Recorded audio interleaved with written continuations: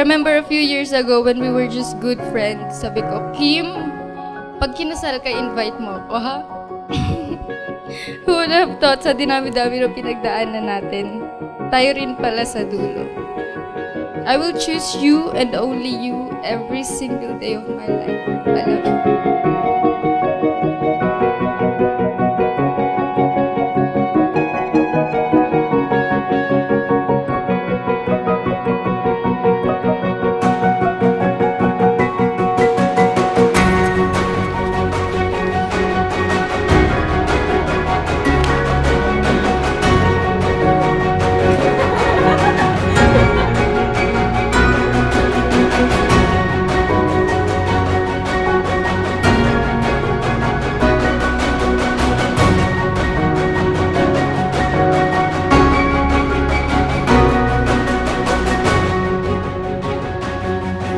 I will always choose to have you beside me.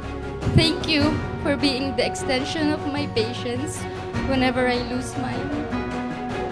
When emotions take control over me, thank you for being my peace.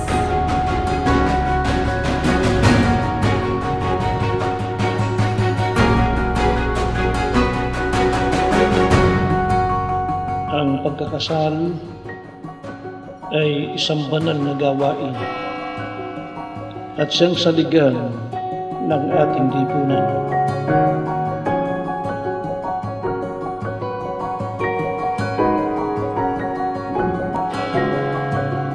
Tayo po ay nagkakatipon ngayon sa harapan ng Diyos upang pagbuklurin sina kapatid na Kim Juan at kapatid na Regine sa pamamagitan ng banal na pagkakasal.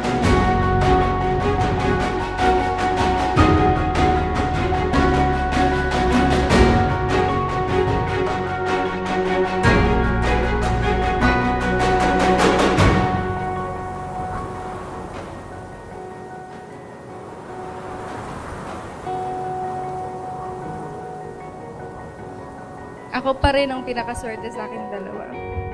You're the most loyal, most patient, most kind and loving guy that I've known my whole life.